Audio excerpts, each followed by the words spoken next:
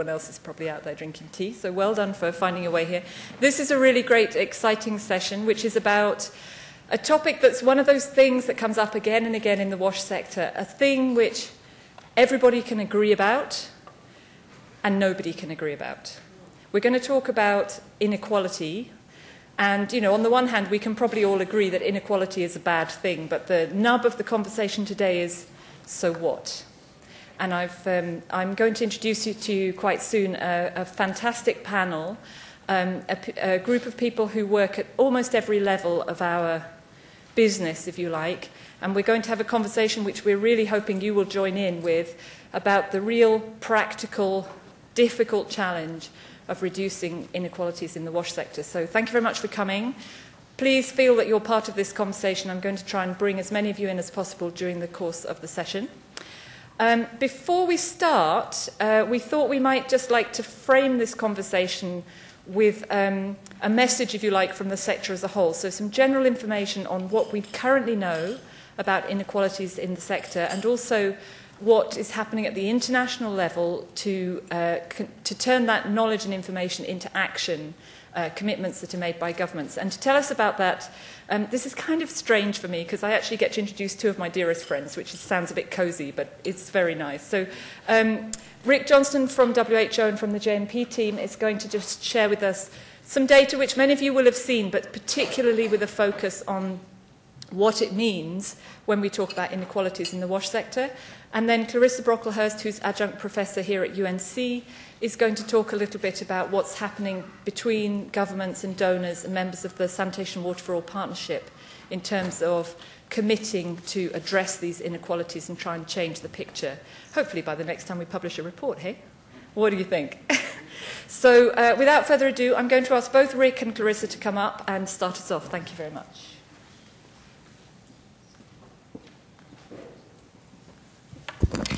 Morning, everyone. So the Joint Monitoring Program, we monitor the MDG targets for water and sanitation, but we've always gone a little bit deeper than that and reported on the inequalities that the data allow us to see as well. And this year, our report, which came out in May here, had a special theme on inequalities. And the GLASS report, which is coming out in just a month's time, this is a sneak preview of it, is also focusing on inequalities, especially with the run-up to the SDGs and the focus on the human rights. So one of the easiest inequalities for us to report on is the gap between urban and rural coverage. For water or sanitation, those gaps are large.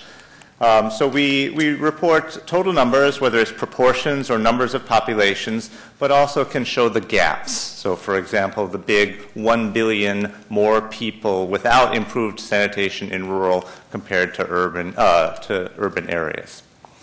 The gap gets even bigger if you look at open defecation here, where we see trends over time from 1990 to 2012, still the huge majority of people practicing open defecation in rural areas. And we know these numbers, but they also, by having multiple data points, we see that this ratio isn't really changing very much.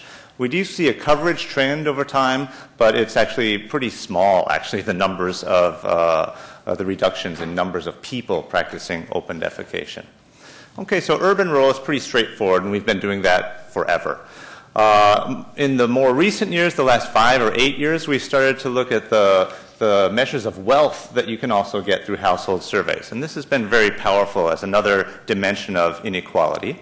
So there's a famous graph from a report from a couple of years ago combining different countries in South Asia, showing that the progress, and this is on sanitation, there's been big progress in the richer bits, whereas hardly any progress at all amongst the bottom 40% of the population. And I think this has been a very powerful tool to highlight the inequalities that are actually there. Now, the wealth quintiles we can also interact with urban and rural on. So this is what we call an equity tree, showing, you know, at a global level, 14% open defecation. But there are regional variations within a country. There are subnational regional variations, urban and rural. And if you combine poverty and urban-rural, you have the full range, going from 96% of the poorest rural people to 0% of the richest urban people practicing open defecation. You can't get a bigger inequality than that.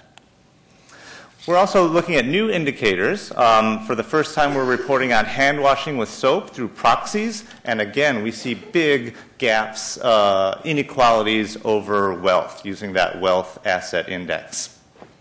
Thanks, Pavani Ram, if you're in the room. I'm stealing your slide for this. Another new indicator that we're working on is improving measures of water quality. So in a handful of countries, water quality tests have been done in national surveys. This is an arsenic test, and my colleague from Ghana and I presented yesterday some of the E. coli findings, where we show a huge wealth trend, where the richest 20% are 3 times as likely to have water without E. coli compared to the poorest 20%. And likewise, highly contaminated water, over 100 E. coli per 100 mils, 3 times as likely in the poorest compared to the richest households. So I've talked about urban, rural, and wealth inequalities, but there are lots and lots of other stratifiers of inequality, and many of them can be accessed through the household surveys that the JMP draws upon. And if you look at our 2014 report especially, we have examples for most of these. And just quickly, I want to highlight how we can do that. It all depends on what questions are in the household survey. And the nice thing is that the household surveys are implemented by national statistical organizations, so they can insert questions that are relevant to the national context. So in Laos here, they had a question about rural areas that are near to roads or far from roads. And you can see a huge difference. So even within 2 rural settings, twice as many people having access to improved sanitation compared to the more remote areas. Mother tongue, language as a proxy for ethnicity. In Uzbekistan, we see that the dominant ethnic group, the Uzbeks, actually have the lowest coverage when it comes to piped water in the household. And education always correlates with many development indicators. WASH is no exception. So we see huge wealth trends with open defecation, where even the highest, people with the highest levels of education in Cambodia, India, Ethiopia, and Nepal, are significant numbers of them continue to practice open defecation. So the Joint Monitoring Program reports on outcomes and what practices people are experiencing at the household level. We have another instrument you guys know called GLASS, which looks more at the inputs and the processes and the enabling environment. And also the new report, which will be launched in 1 month on World Toilet Day, has a focus on inequalities. This is you're the first people to see what the cover looks like. So it's a very exciting opportunity. It's going to be lime green. It's a big break for us, to move away from blue. But they look at the policies around governance, monitoring, and finance, and this is for sanitation by income. But the key point is that most countries do have policies in place that address poor or other disadvantaged populations. Less than half of countries report themselves that they monitor progress towards those disadvantaged groups. And only 1 in 5, less than 1 in 5, I think it was 16% of countries say that they actually consistently apply financial measures to support those disadvantaged groups and reduce disparities. So this is my last slide. I'm going to hand it over to Clarissa. But at the global level, we use national data, but we use it, we aggregate up. And by relying on household surveys, we can see a lot of these really interesting inequalities. And this monitoring can inform development investments. We can say quite a lot about the what in terms of access, and a little bit about the why, and especially the GLASS report is more about the why. But I think national monitoring of inequalities is where the action really has to be, because national authorities have access to these same household surveys, of course, these are national data, but also subnational data, also administrative data, getting at management and things that we can't see in household surveys. And of course, are much better placed to link monitoring to policy and programs. So not getting just the what and the why, but using that information to target the gaps that the monitoring can reveal. Okay, Thanks, Rick. I get a step to stand on because I'm short. So building on what Rick has said, sort of he's painted the picture for you, which is, yes, it's clear that we have a problem with inequalities in our sector. And I'm going to talk a bit about how that has played out in terms of the work of the Sanitation and Water for All partnership. I think most of you are familiar with this partnership. It's a global partnership. It's fairly young. It holds a big high-level meeting every 2 years. The partnership itself is made up of over 90 partners, about half of which are developing country governments, and the others are development agencies, UN agencies, development banks, bilateral donors, civil society. These are some pictures from the high-level meeting that took place in April, and for many of us this was a big watershed in our sector because, as you can see, some fairly important people came to open that meeting, and a real recognition of water and sanitation as a global development issue. This meeting attracts ministers of water and sanitation. Here is the minister from Nigeria speaking. And it also attracts finance ministers, and this is really a meeting about how resources are going to be used, particularly financial resources. So at the 2014 high-level meeting, countries come and make commitments, and I want to share with you some of the nature of some of the commitments made by the developing countries. In total, there were 307 commitments tabled by 43 countries. But what I want to look at with you is how many of them actually related to eliminating inequalities and responded to the types of gaps that Rick has just outlined. And the answer is yes, many of them did. In total, 26 countries, that's 60% of the countries who were there, made 46 commitments which could be considered to be directly related to eliminating inequalities. And that accounted for about 15% of the developing country commitments. There were also donor commitments. Many of the donors also refer to inequalities, but I'm just going to show you what some of the developing countries did. And you've got to remember that this is in the context that the Sanitation Water for All partnership has challenged itself to look at three things: achieving universal access, eliminating inequalities, and achieving sustainability. So inequalities were one of the themes of the 2014 meeting earlier this year. So what kinds of commitments could be considered to be directly related to reducing inequalities? And this is the list that we have developed. And as you can see, many of those relate directly to the type of inequalities that Rick has outlined that the data are showing us. Priority to rural and remote, priority to the poor, minorities, indigenous people, etc. So of the commitments, about half related specifically to targeting a particular group, and of those, the majority of those commitments related to targeting were for people living in rural areas. So clearly governments are, as Rick has mentioned, this data on the rural-urban gap is long-standing, it's well documented, and we can see clearly that countries are responding to that. But there were also quite a few countries that made commitments related to reaching the urban poor. But other groups were unlikely to be mentioned in the commitments. There were a few countries that mentioned either people with disabilities, indigenous groups. One country courageously mentioned gender, and then 3 countries mentioned in a general way prioritizing the poor. There was also a split between issues of targeting a particular group and also looking at the underlying institutional issues.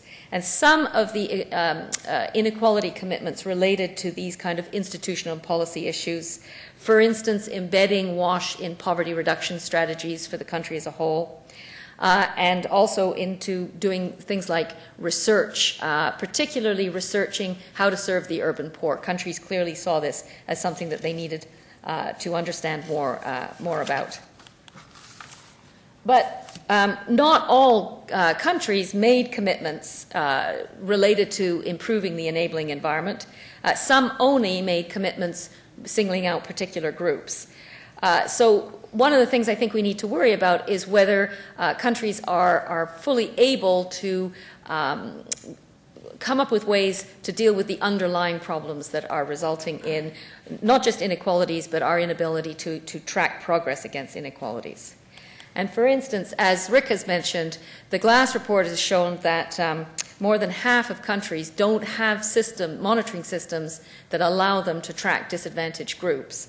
But out of the entire set of commitments, all 307 commitments, only 9% of countries tabled a commitment related to establishing better monitoring systems.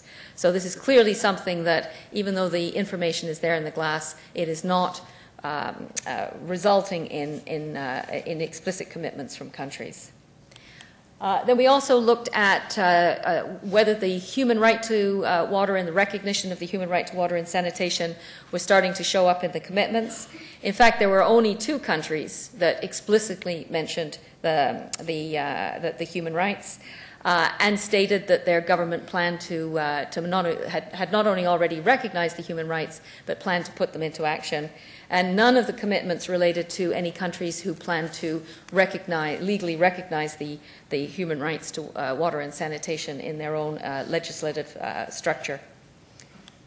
So, in conclusion, looking at these commitments, what we can see is that many developing countries did, in fact, respond to the challenge to address, to formulate commitments to tackle inequalities, but that the response was neither universal nor systematic. Now, that's not to say that other countries who didn't have commitments that explicitly mentioned some of these inequality issues, that they aren't actually working towards eliminating inequalities. And let me give you an example. There were many countries at the 2014 Sanitation Water for All high-level meeting who made specific commitments to do with eliminating open defecation. And I think many of us would argue that because of the way open defecation is distributed, it is in fact a phenomenon that mostly impacts the poor. So if you're targeting open defecation, you are in fact targeting the poor. But the fact remains that there were many countries who have not actually formulated their commitments explicitly to address inequalities. And we certainly came away with the feeling that many countries, that this may be because they need more guidance, they need better examples of best practice, and that that the willingness may be there if countries can figure out a way and form the political will to actually address some of the many inequalities that the data tell us exist. Thank you.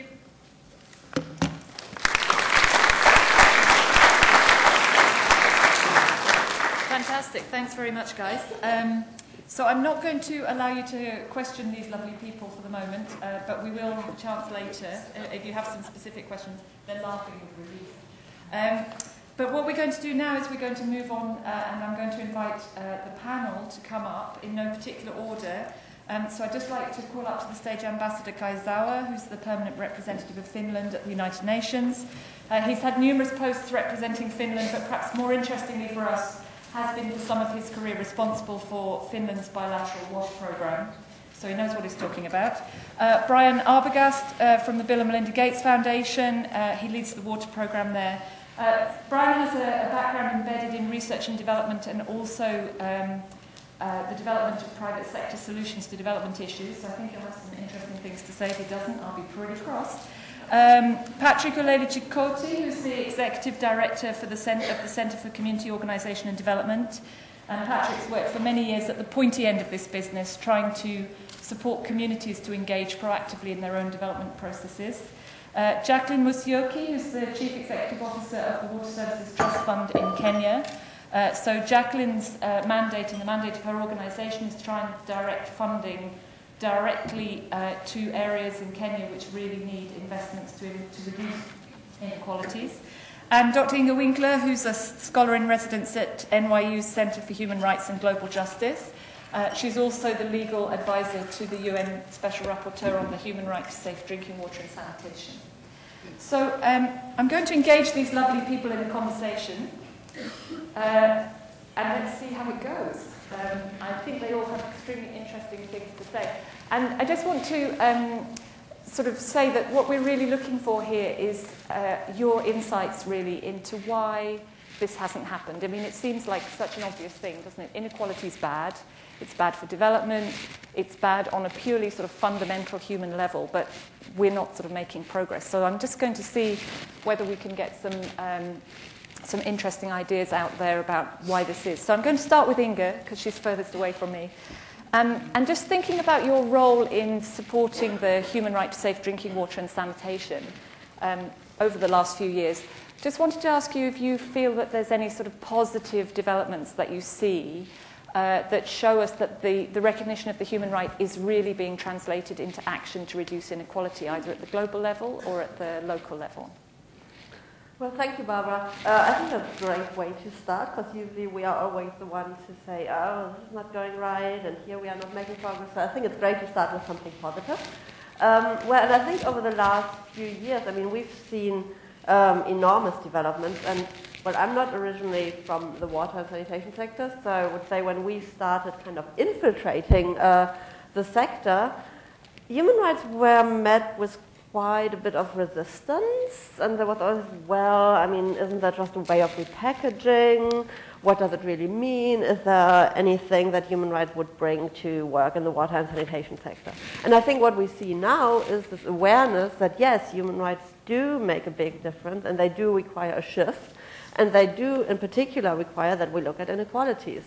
And I mean, just from what you presented, Clarissa and Rick, right now, I mean, this wasn't there, this focus on inequalities. So looking at the work by the JMP, by Glass, I mean, having 20 pages on inequalities, who would have thought that a couple of years ago? And then also the work by SWA, and then looking at a broader level when we look at the work by the Open Working Group on Sustainable Development Goals. There is a goal on reducing inequalities in there. I mean, it's been characterized by some ups and downs, but at the moment there is something in there. So I think that's great. They're great developments. So now I have to add the but. I think that's no reason to be complacent. I mean, it's great to have everyone talking about inequalities, and it's great to have that awareness, but now it's really about, well, translating that and kind of keeping to push forward. And I mean, that is kind of what I see as our role, to really, well, keep pushing to focus more on inequalities. Okay, so more work to be done, but at least a start. And yes, I would agree with you. I think it's interesting how much these data are now permeating reporting.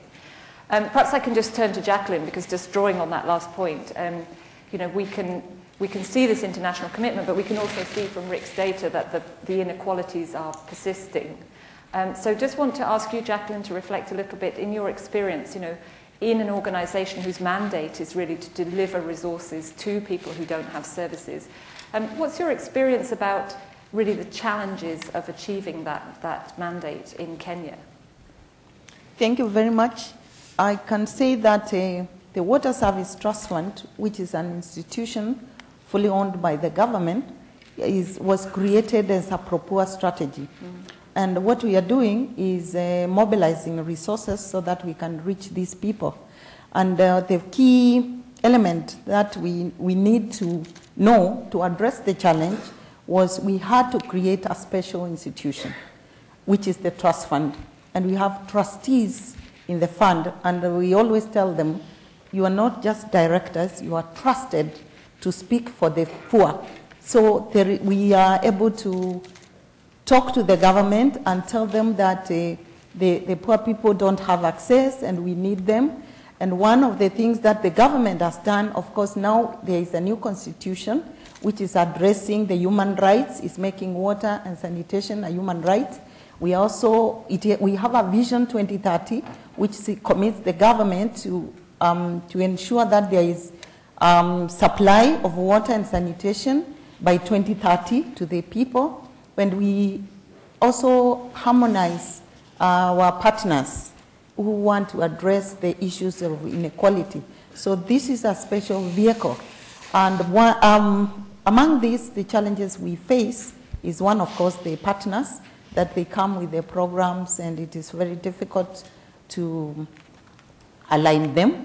But now the fund is doing that, and the government is aware that if now you want to finance water and sanitation, talk to the Water Service Trust Fund, and this is very good.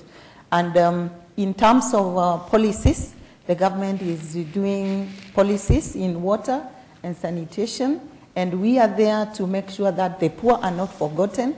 We are able to influence the policy that is created. Another thing that we are doing is coordination, so that the NGOs, the partners who are doing urban poor, they are aware. We have this information from the WSP, the World Bank program, about the cost of economic cost of lack of sanitation, and I actually literally work with it to the ministers, and I ask them, do you know this is what is happening in our country? Everybody globally knows that Kenya is losing $324 million annually because of poor sanitation. If you come to Kenya, we have this highway. This side is the rich people, and the other side are the poor people. The rich people are paying 20 cents per 20-liter jerrycan, for example, or per 100 cubic meters, and the poor people are paying 20 shillings. Mm-hmm. So I tell them they are only divided by a 30-meter road, but the other side, we call it Kosovo, because they have to fight with the council so that they get access to water. And so we have gone in that area, and now we are providing them with clean water.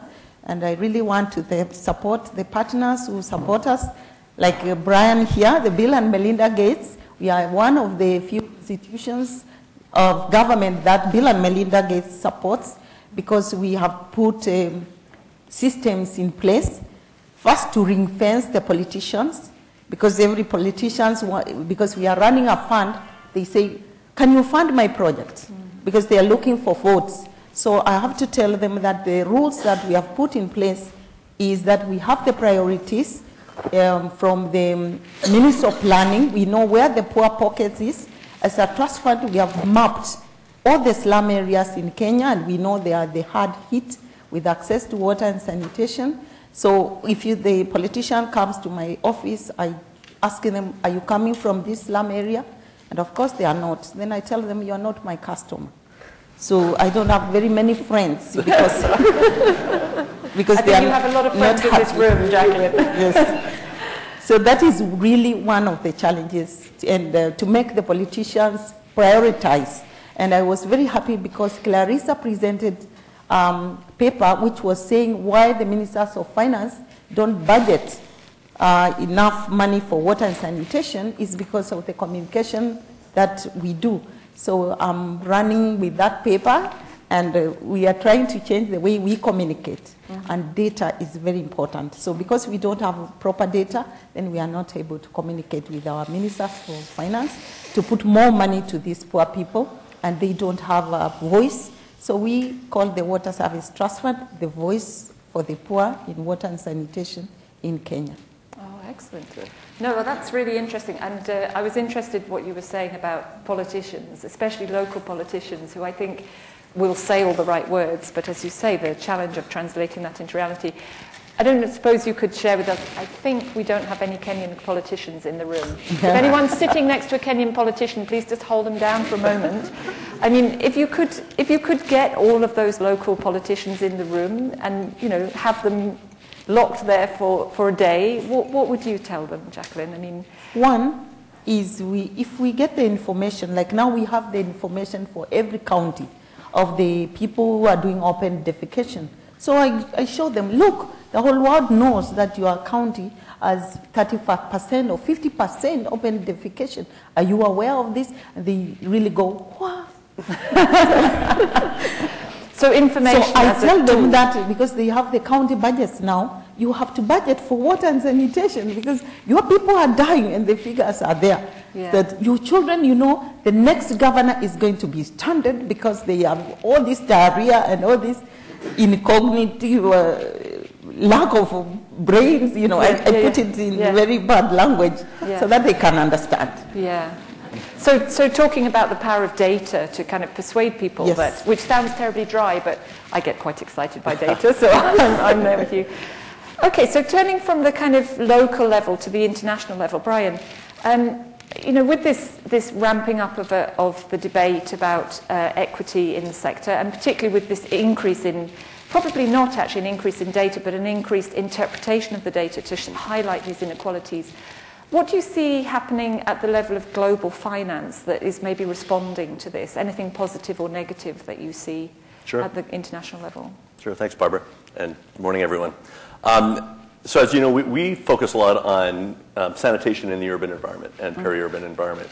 And it's kind of remarkable to look in that space because, of course, if you look at it from an MDG perspective, and if you look at some of the slides that Rick showed, you know, urban looks very good because the amount of open defecation is dramatically less than in rural environments. But of course, as most people in this room would see, and certainly anybody that's seen, for instance, some of the great data that came from the Sanapath research, you know, you see that in many neighborhoods in urban environments, people are living in a sea of fecal contamination. You know, the WSP team has talked about, you know, it being basically institutionalized open defecation. So people are using toilets, but that's necessary, but it's not sufficient. You really need to deal with the waste. And so, and if you look at where people have been traditionally spending money, in the reports I see, you know, time and time again, we see that in a given city, over 90% of the public funding would be going to sewerage systems. And sewerage systems are basically serving the needs of less than 10% of the population. And it typically winds up being the central business district and the wealthiest communities. And so, so I think it's very, very clear. All the data tells us that it's very clear that to deal with inequity in the urban environment, you really need to have a focus on fecal sludge management, that there's no other approach.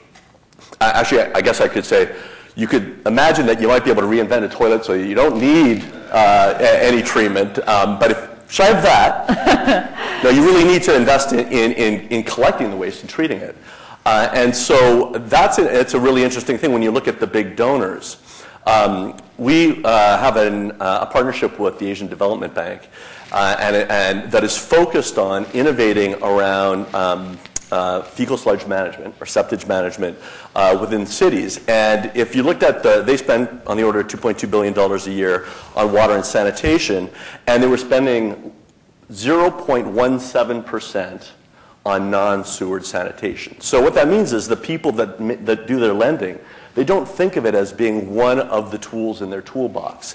And so our partnership with them, we're each kicking in some money, and it's all around trying different approaches in urban and peri-urban environments around dealing with on-site sanitation, getting the fecal matter out of the communities, and getting it treated. If you look at, so that's, I think, a tremendous opportunity because really what's happening is the people making the loans are now learning about different approaches, different ways that they can spend money to greatly improve the sanitation in the city in ways that are very, very pro-poor. Mm-hmm. I'm incredibly excited about the changes that we see at the World Bank, where, you know, they've looked at their lending through history and at how pro-poor it is. But if you look at everything that's coming from Jim Kim on down to Jennifer talking about it, the new organization where the water team is with the WSP team, it's very, very clear they're focused much more on delivering solutions, funding solutions that are pro-poor. We see kind of work in the African Development Bank, the African Water Facility, investing in different approaches to trying to deal with fecal sludge management in urban environments that are far more pro-poor than in the past. And then even in India, where, you know, traditionally, if you're an Indian politician, you have to tell the world, you know, all of your constituents, you're going to bring them flush toilets. Mm-hmm. You're going to bring them sewer systems and sewage treatment plants. And of course, such a small number of the sewage treatment plants in India are functioning, and they're not serving nearly that many people. Well, you're starting to see the government of India, with their advisory note last year, really saying septage management is also another way you should be investing. And so we're seeing these great shifts. I'm hoping a couple years from now, Rick will be up here showing, kind of listing out the amount of untreated waste versus treated waste in our cities, and we'll all be kind of tracking that in the same ways and realizing that the communities within an urban environment today have very different sanitation outcomes, and it's on a path to get a lot better. Excellent. And can I just ask you about a point which has come up a couple of times this week? So that's the development banks, and probably you work a lot with bilateral funders as well, and foundations. What do you think about the entry of a lot of non-traditional donors into the sector, particularly in Africa? So, we see a lot of Chinese investment, we see India coming in with development investments. Do you think they're on the same sort of track or path, or do you think there's something we can do to engage with those new entrants, if you like, into the field? I think there's a lot of things that are attractive about big sewer systems getting put in. Politicians tend to like it. It's a great ribbon cutting ceremony. It's, for one transaction, you spend hundreds of millions of dollars, so the development banks tend to like it. So there are things that are attractive about it. What we really need, frankly, is the people to make demands of the politicians, and all of us to make demands of the politicians, and all of us to continue to put pressure on measurement. So I believe that information is a fantastic resource, and if we really are measuring the degree to which our investments are pro-poor, I think you're going to see a lot of pressure on the Chinese and on African governments and on all the stakeholders to be investing in ways that are going to serve a lot more people. So I'm bullish. But actually, it's interesting. The other part of the ecosystem are the consultants that get brought into every single project. And again, right now, I don't believe there are nearly as many consultants out there who understand how to develop a fecal sludge management plan for a city. And so there is a bunch of capacity building that needs to happen. But one example, we have a partnership with DFID, and we invited a bunch of consultant city partnerships to put in requests for proposals to get funded city management plans for sanitation. And we got like 58 plans. And I was thinking to myself, were there really 58 different consultants a year ago that thought that they could pull together a fecal sludge management city plan? And I bet not. So they're gearing up. And what can we do to kind of accelerate that gearing up is an interesting question. Excellent. Well, there aren't any Kenyan politicians in this room, but there's quite a few consultants. So we might get some responses subsequently, which would be very interesting. Okay, so that's finance. And we've talked about the sort of political processes and the finance. But I'm going to turn to Patrick to bring us right back down to the sort of lowest level, if you like, and the people that are behind all these graphs that Rick's shown us. Because we're talking at the moment about things that are sort of pressures from above, if you want to use those words. But I want to ask Patrick a little bit about his experience of working with communities to enable them to exert pressure from below. Because it seems to me, as you rightly said, that the way things change is if there's demand for them to change. So, Patrick, how optimistic are you that there's capacity in Africa, for example, to support communities to engage proactively, to demand and to participate in the provision of services in all of these areas where we see that their services are inadequate?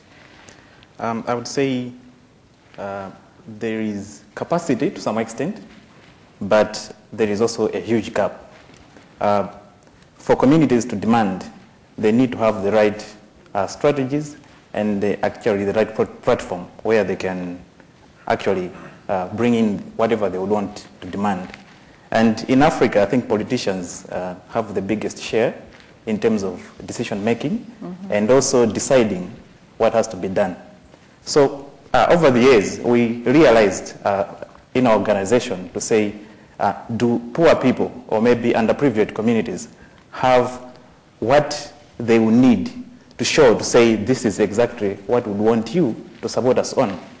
Then we said, even though some of the roles are saying, okay, they are supposed to be, for example, a village development plan, that is in our, in the Malawi decentralization structure, but when you go on the ground, those things are not there. Yes, which means we actually need to build the capacity of communities to have such kind of documents, to say, as a community, let's create a bottom-up approach, not just in words, but a true one, whereby the poor should say, this is exactly what we want, and then you as a politician, you take this to the next level.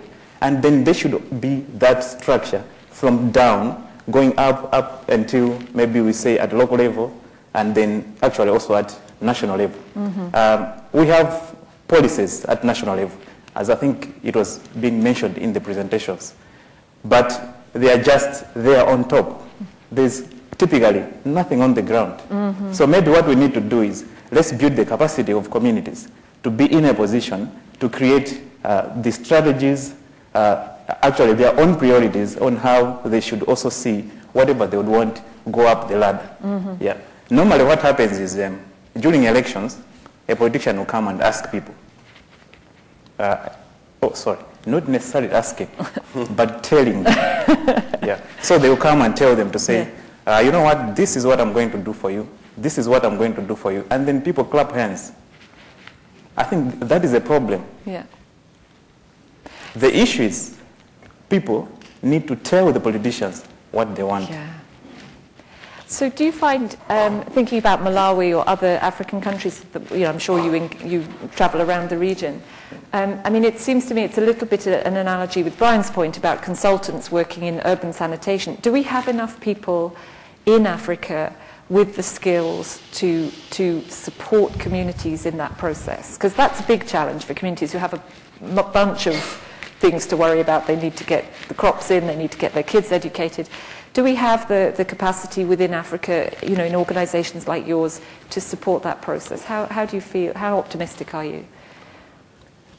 As I said earlier, the capacity to some extent is there, but I would not say it's enough to really support the huge task which we have. Okay. No wonder in Africa you also find that there are so many consultants that come outside of Africa supporting African countries to be in a position to deal with issues of capacity.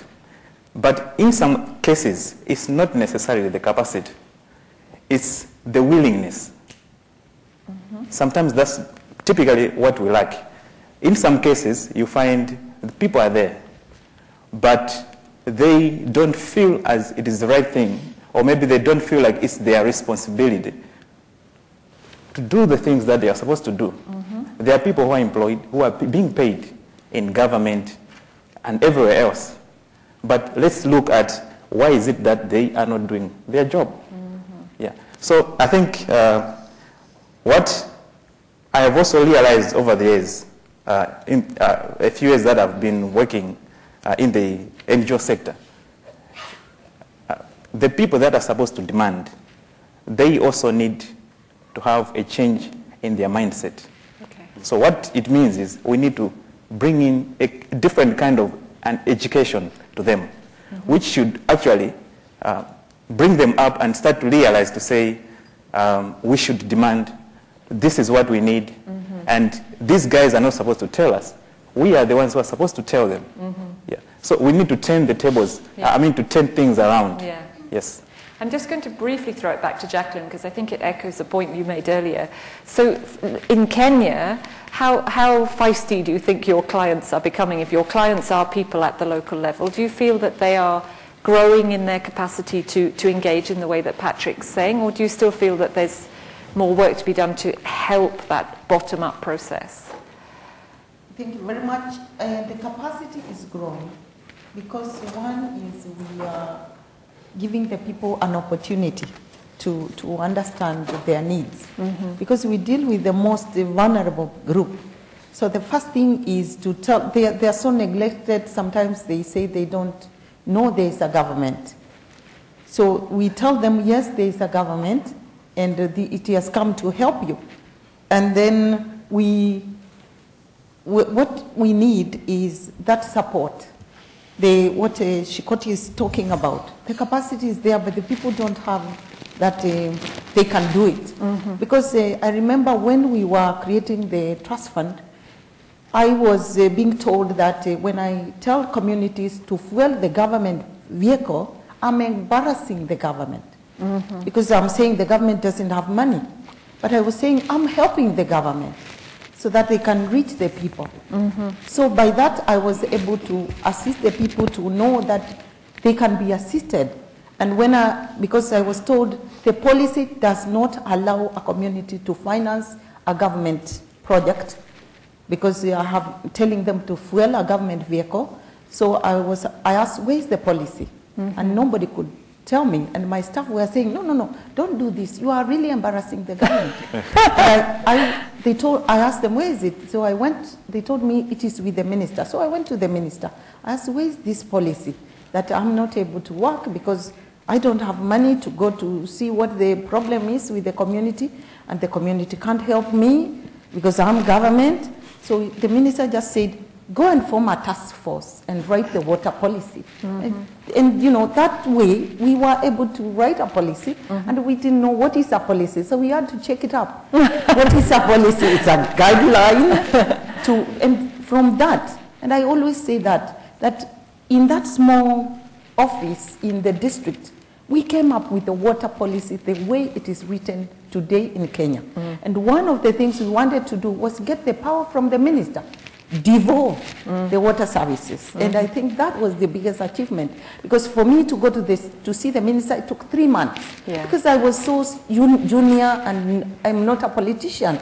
So it's like, come tomorrow, the minister is not in, he's busy, come tomorrow. So I hated to go to that. So devolving, now every town has its own water system, a water company.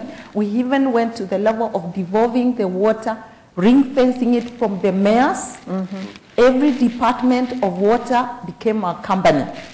And now all the revenue that was not being used for water has to go to water services. So we have increased the connections, reduced unaccounted for water, created governance, because now there is a board, there is a managing director at the smallest level, so the people can easily go there and say, oh, my water bill I didn't get, or my connection has a problem, and that is really what we need to do. So I think now the people are able to know. Because we are a fund, we don't really implement projects, so maybe we are not as known by the people, but the systems that we have been put in place are to make sure that the people get to know their rights. In this policy, we created a regulator who is able to manage all these companies and make it known to everybody. And there are consumer groups that are able to give to the... So what I'm hearing from the two of you really is a sort of a pincer movement, really, sort of pressure coming from above, and perhaps a movement closer to the people who need your support and your services, and then a sort of the need for supporting communities from the bottom up. So now, that's, if I can imagine, I have to say, I feel slightly sorry for the politician that has to go to battle with Jacqueline. I'm feeling, I never thought I would feel that, but, So I'm going to just turn to Ambassador Sauer now and talk a little bit about developed countries, the countries of Europe and America, where we are now. When Clarissa was listing these commitments, one of the things I noticed was that she talked about the commitments which developing countries were making, so the low and middle income members of SWA. I know Finland is a member of SWA, so I wanted to ask you a little bit about the role of the richer countries in this process. What's our role, what's our responsibility, if you like, to tackle this inequality challenge? We can't go down to the district office and do Jacqueline's work for her, but what is it that we can usefully do? Well, thank you, Barbara, for the pitch, and allow me to start with providing you with some context, what Finland is doing and why we are doing what we are doing. Water has been a priority element of our development work since the 70s, actually, when Finland started its development programs. And why water? I think the answer is that we want to use our strengths, something we know and where we are good at. I mean, Finland has 180,000 lakes. 10% of our territory is water.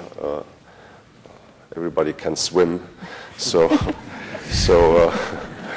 we felt quite comfortable in that environment. I think if Finland had the national zodiac sign, it would be Aquarius or Pisces. So we went into the water business in the 70s, and then later on in the 90s, it was followed by the other components of the WASH family, sanitation and hygiene. And now the allotment is about 50 million euros annually in these projects. And the most, or the recipients, our partners, we have in Africa and Asia, Kenya, Tanzania, Nepal, Vietnam, and we have a lot of programs also in the least developed countries and the post-conflict areas. So that is the context or the framework we are operating in. Now, about the donors' responsibilities, I think we can talk about two levels, and I'm going to focus on the political level, not on the technical level. We might come back to that later. But there we are talking about intergovernmental processes, mostly in the UN framework, but of course also regional and bilateral processes. And just to mention a few examples, the Rio Plus 20 process was extremely important in this context, where the water and sanitation was recognized, I think, for the first time, as we saw on the slide, as a human right. Then we have the Human Rights Council in Geneva, which has also adopted several resolutions on water and sanitation. And last but not least, the process of the Millennium Development Goals, which is now becoming the Sustainable Development Goals as a result of the post-2015 agenda. And there, governments and donors have a very important role to sustain water, sanitation, and hygiene as a prominent and recognized part of these programs. I mean, we are fighting almost on a daily basis in committees and different intergovernmental bodies to hold our ground because there are many competing agendas, and water, sanitation, hygiene is only one of them, and so that is mostly our role. Of course, all these documents are political documents. They are not obliging you legally, but we feel that, as Finland, we feel that if we contribute in strengthening the language in all these resolutions, declarations, different texts, we also promote the overall agenda of WASH. And this is what we are aiming to do in the future as well.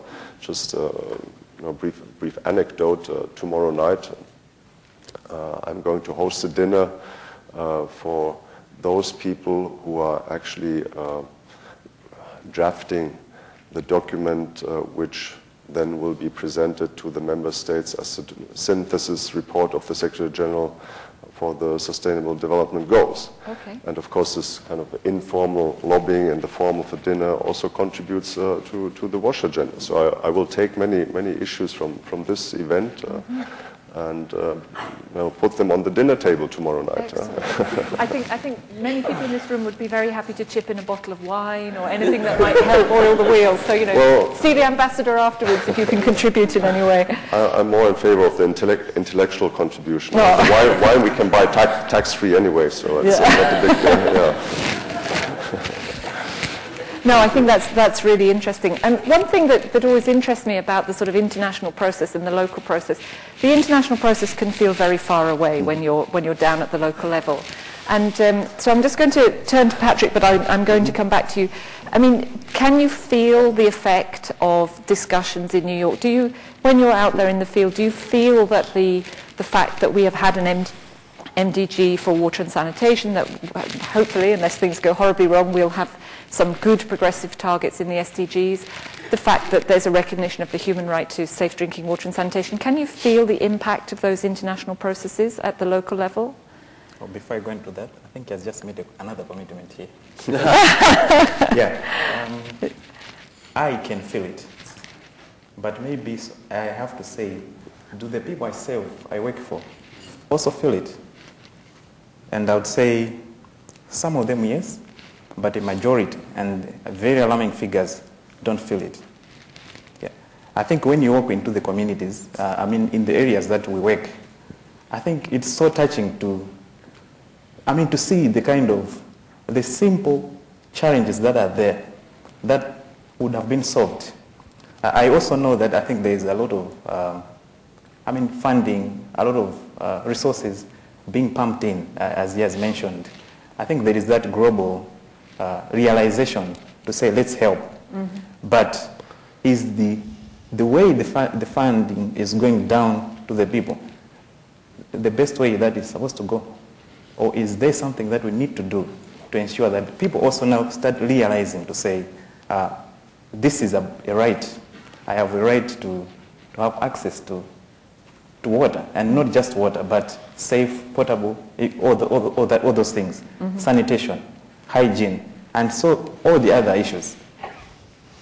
What do we need to do to ensure that the last person in a community, the one, of course, I also mentioned that within the poor communities that we serve, there are also issues of inequalities amongst themselves. Yeah. So how do another lesser person, sorry to use that word, also have a feeling to say, I have to know about this, this is my right to have water, and where do I go if I want to get it? So I feel it, but I'm doubting if the communities that we are serving also have the same feeling as I do. I have the privilege that I went to school and I'm able to read documents that are circulating all over the world, globally. I go on the internet, I can search, I can get, but a majority of Africans, they are not on the internet. So how do they get the information? How do they ensure that they also participate in this global discussion? Okay, well, rather unfairly, as coming from the Bill and Melinda Gates Foundation, I'm just going to throw that challenge actually to you, Brian. If you, in your work, if you've seen any good examples, or if you have any ideas about this issue of empowering communities with the knowledge and the information that could help them perhaps to be proactively demanding a greater share, if you like, and better services. Have you seen anything in amongst your grantees or just in your general experience? In terms, I think that anytime you can find any way to connect down to to communities and give them information, you're empowering them. And the things that I've seen firsthand that are most amazing are the self-help groups. I've seen them in Bangladesh, in India, in places in Africa. And when you have women coming together and talking about the challenges that they face in particular, you can see dramatic improvements or increases in their sense of empowerment. And it's interesting, we've been talking about inequalities, but none of us have really touched on gender equality and women's empowerment. And in the WASH space, it's just astounding how much bigger the burden is on women, whether it's access to water and how they spend their day, huge impact on how they spend their day, or in the sanitation space. If you're open defecating and you're a woman, you are limited in many cultures to going out in the dark of night, very, very early in the morning. Huge impact on women and girls above and beyond all the health impacts that even men face. So the self-help groups I see as an astounding opportunity for empowerment, and a huge part of that is bringing them the information that then can empower them. But the other thing that I was thinking when you talked about information is I think that basically that when you engage and you make it easier for a poor person to access their own solutions through market-based solutions, that's another way. Everything isn't all about explaining what the government could do for them and how they can empower themselves in dealing with the government. Some of our grantees have done remarkable jobs at just looking at how hard it is. If you're a villager and you decide that you want to have access to sanitation, what do you need to do to find a toilet, to find all the pieces and the person who will build it for you, and to figure out what kind of design do you want and how much is it going to cost? And it's just a huge burden. The economists would call it, the search problem is tremendous. And so if you can bring together kind of a single point of contact, one place you can go, say there are 3 levels, 3 choices, they get more expensive, I want that one. Everything can get delivered to my home, somebody builds it for me. Because of certain economies of scale, I get a much better price. And then if you can contribute to that, a microloan, so that I can pay for it over time, what we see is, vastly higher desire to invest in sanitation. And then if you offer the microloan, 4 times the likelihood of actually purchasing the toilet. So there what you're doing is you're empowering people with market information and with some market economics and efficiencies. And that to me is just as exciting because you're really giving people the opportunity to make decisions for themselves with their own money that dramatically improve their lives. So that raises, I mean, there's always an interesting conversation to be had about human rights and markets, of course, and, you know, people tend to twitch. So I'm just going to ask Inga to sort of reflect on the discourse which occurs about the compatibility or non-compatibility of the market and the desire and the objective of reducing inequality. I mean, what do you see happening in that space? Well, I think it goes back to a more general point that we're discussing about empowering, about communities, about having communities participate. And I think what we often overlook is that there's no such thing as the community. I mean, communities are very diverse, there are entrenched hierarchies, there's all this diversity, there are marginalized people within the communities. And that goes back also to, I mean, there are people in the communities who simply cannot afford what you call market-based approaches. So I think we have to acknowledge that. And I mean, just to be very clear, the human rights to water and sanitation do not require that services are for free. They do require that services are affordable to everyone, and that means different things for different people. And it means that there must be mechanisms in place, whether it's cross-subsidies, whether it's direct subsidies from the government, whether we heard about block tariffs and how they might not work yesterday. But there are many different approaches, and I think, so there is no general answer to that, but it is a combination of different approaches that we need to put in place to make sure that everyone gains access, and to not forget about not just the poorest, but the most marginalized. But I think that is also what I think we often forget, that it's not just about income and wealth and poverty. There's so many other reasons why people are marginalized. It all goes back to social norms and stereotypes, and when we speak about gender equality, thank you for that, there is still this general perception that somehow girls and women are of a lesser value, and I think that also explains why we don't speak about certain issues. We don't speak about menstrual hygiene, we don't speak that much about sanitation for girls and women. We don't have the data on gender, and I know that it is very, very difficult because of the way that surveys are set up, but I think it's also not by accident when we look at the data that we don't have. We don't have the data we would like to have on slums, we don't have the data on gender, and there are also so many other issues which kind of relates to what we do care about and what we don't really care about. I mean, who really thinks about whether prisoners have access to water and sanitation service? Who thinks about homeless people? And I think, well, when we look at inequalities, it's an issue that's relevant for every country in the world. It's not this dichotomy between developing countries and developed countries, and we are poor, and that's it. But inequalities exist in every country of the world, and that is very much when Katarina, the Special Rapporteur, goes on country mission. Wherever she goes, she finds these inequalities. And where there are so many that don't get enough attention. And when I looked at Clarissa's presentation, I mean, one commitment relating to gender, two that related to indigenous people. I think that's precisely the issues that we try to pick up in our work. Okay, I am going to press them a little bit further, but I'm sure there's some people in the room who also have thoughts about this issue of how are we doing in terms of reducing inequalities. So if anybody would like to respond to any of the points which the panel have made, or you have any other points you'd like to make, if you'd just like to line yourselves up in front of the two speakers. Eddie's over there near the one on my left, and there's a speaker here. We'll take 4 or 5 points from the floor, and then I might see, how we do with the panel. I'll try to synthesize slightly. So starting on the left, we'll go one by one each side. Eddie. Good morning, I'm Eddie Perez, and thank you very much for a very stimulating and interesting panel, and including the original earlier presentation by Rick and Clarissa. In Rick's presentation, he pointed out what he called the famous, certainly used quite often, slide that shows the current status of the rich getting more and the poor getting less coverage. What he didn't show that's also in that JMP document is that they also did sort of looked at trends over the past 10 years. And from my perspective, what's more worrying in the context of this discussion is that many countries, that gap between coverage for the richest and the poorest has grown bigger. Even while they've increased coverage, that the gap, the inequality gap, has grown bigger in the last 10 years in many of these countries.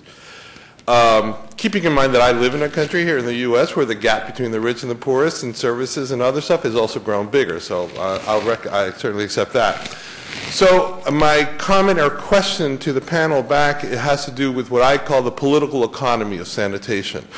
It is no accident that more resources go into services for the rich in urban areas.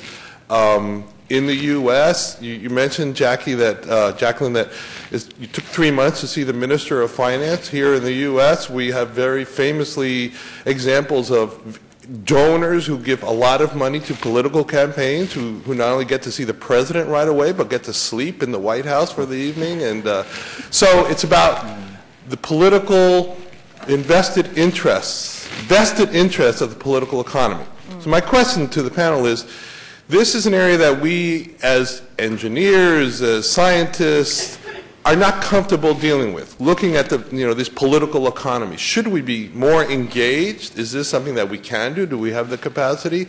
How do we really get at the root cause of the inequality, which is sort of the political economy of this stuff? Great, thanks. We'll take 2 or 3 points, and then I'll see where it takes us back. Thank you very much, Eckhard Kleiner with GRM Futures. It was a great panel. Thank you for these creative and thoughtful ideas. Following up on Eddie's, I would like to take a slightly different tack on voice and accountability. I appreciate the example from Kenya, really giving poor people and communities a greater say in demand for services. Quite frankly, it's great to have the data that were presented this morning. It's great for discussing it here in such a forum. But what about the people who actually need the services? And what can we do, what must government do to encourage that there are tools in place that give people a greater voice and accountability? I wish there would be an SDG goal actually for it that would tell us whether governments promote SMS reporting, for example, crowd mapping. There are some very creative ideas, but there are also great bureaucratic hurdles. And when you look at who uses some of those tools, mostly it's young people. So that was sort of a second part of the question. Say something about how can we better engage young people who are very enthusiastic and understand a lot of the issues and can make great use of some of these new technology tools that we have been developing for the past few years. Thank you. Excellent, thank you. Over here, I'll take the 2 patient people over there. Rick Gelting from the Centers for Disease Control and Prevention. We do some things other than Ebola, but not much lately. I just wanted to follow up on Patrick's point about, and also the other comment over here about kind of changing the tone of the discussion from donors telling countries or governments what they want to fund to making that dialogue go the other way. We've worked on some different kinds of projects, including water safety plans, that were successful at changing that dialogue. And for example, in Jamaica, in a water safety plan, the Japanese Bank for International Development said basically, this is a really good tool because it allows us to find out what's really needed rather than promoting something that is on the agenda of the development agencies. So if you could follow up on kind of what are the processes that can be used for that, water safety plans or other community. That's more of an institutional participation process. There are other community participation processes as well. Thanks. Excellent, thank you. Batsi Majuru from WHO. My question relates to empowering communities to voice their needs. How do you see that happening in settings in which people are victimized, for instance, or governments actually victimizing people for voicing their opinions on anything? So we are aware that there are countries in which people cannot voice their opinions at all. So how does that happen in relation to water and sanitation? And then linked to that, also for the people who might be acting as spokespersons for these communities, we talked about whether they've got the capacity to do so, but do they not feel vulnerable if they're acting in those politically sensitive environments? And then for agencies or people that might come in to help as consultants, I've spoken to people who said that they feel that there's more, people from outside get more audience than the people that are within the communities. So in terms of how we can help countries, where do you see that panning out? Are we, in a way, sidelining the people that are already on the ground and saying that we are the international experts? Thanks very much. Can I have a brief last comment? Oh, yes, of course. Apologies, yes. Yes, thank you. My name is Narikai from Kenya, and I'm not a politician. I'm actually a trustee of the Water Service Trust Fund. A quick one. In terms of having the voice heard so that the most vulnerable are able to influence the priority agenda, the non-governmental organizations, grassroots organizations, as well as rights organizations on the ground have played a huge role in the past. Is there still a role and an opportunity to work with them to help empower, or at least with information, these vulnerable groups, to organize them so that they're able to articulate their needs and rights? Thank you. Excellent. Thank you very much. Well, I'm going to do a terrible thing now, and quite risky because I'm sitting right next to him, but I'm going to put Ambassador Sauer right on the spot by amalgamating a couple of those comments and saying, you know, what we've described is the sort of ideal that we would like to see, a government that's close to its clients, that can respond to needs, that supports mechanisms that enable the most disempowered to engage. What Batsy described is perhaps the other extreme of that, and a little bit Eddie also, which is a situation where people are unable, too scared, or actually prevented from participating, and where at the top of government we have vested interests which is skewing investments in the wrong direction. So if you think about the Finnish aid program, I mean, or any bilateral aid program, what can a bilateral donor do in a country where we can see or we fear that that is what's driving decision making? I mean, do you think there are times when it's not appropriate to engage at all, or how can we address those problems? Because we know they happen, and we know there are many countries where that is actually the case, and there isn't a water services trust fund everywhere. Yeah, thank you for putting me on the spot.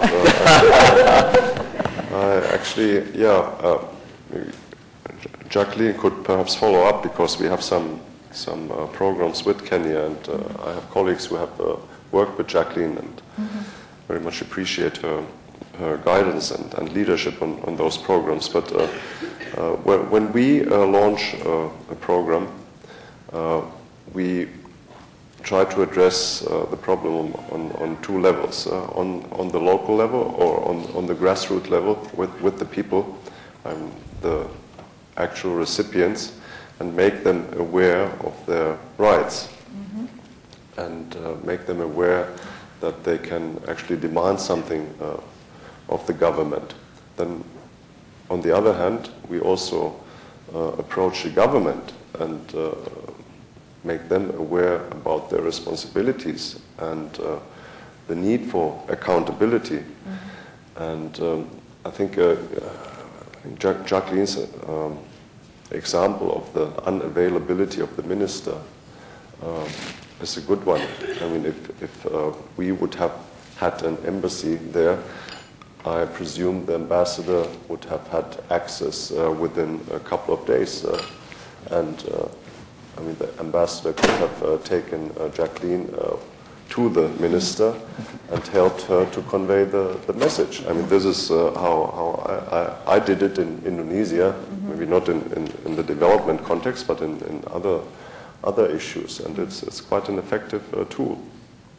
May I also just thank Brian for raising the gender issue. I think it's an extremely important one. It's part of our priorities as well. And just to give you an example, two days ago I was making a national statement in the third committee in the UN. The third committee is dealing with the human rights. And it was about the gender and women's and girls' empowerment. And I don't think it's very often in the UN building, in the conference room, when you hear the word menstruation. Mm-hmm. But I used it, I think, five times in a very short speech. And it was related to the sanitation question. Mm-hmm. And the importance to provide girls with access to separate toilets. Because if you have separate toilets in schools, it increases the attendance level of girls to schools by 11% globally. And it has a huge effect also in terms of development, economically, etc., etc. So gender, yes, we are definitely on board. Okay. Yeah. And what would you do? I don't know if he's going to answer. What would you do if you were working, or what would you advise colleagues if you're working in a country and you can see that the rights of women to participate in the program are seriously hampered, if you like, by a policy or a social norm?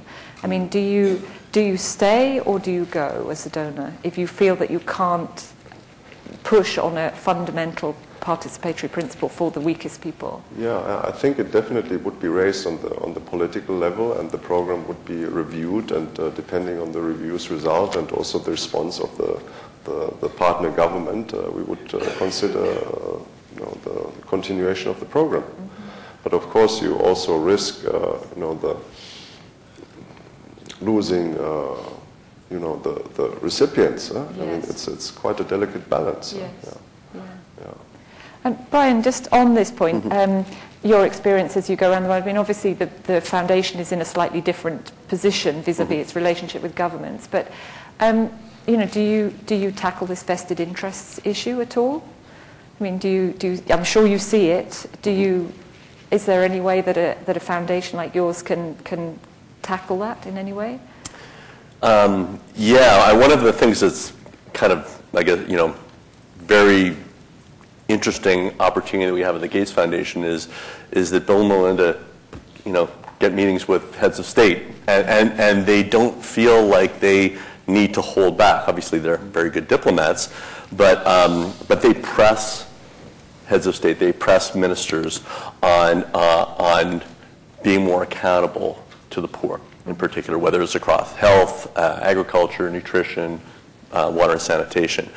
So that's a tremendous opportunity, because it seems that what you need to do to get the political economy, to address the political economy issues that Eddie mentioned, you have to somehow shame, advocate, cajole politicians into making public commitments, and then bring the information to bear that holds them accountable. I think that's a recipe that can be really successful. If I look at India, Prime Minister Modi has certainly stuck his neck out. He has talked a lot about sanitation. He's made commitments about sanitation. His re-election campaign in 5 years is going to look very different if he's got successes to show on the sanitation front versus if he doesn't. And so that's great. It will be easier to hold Prime Minister Modi accountable. But it's not that often that you can get a politician to stick their neck out. And so how do you really cajole them and make it harder for them to not say anything than to say something?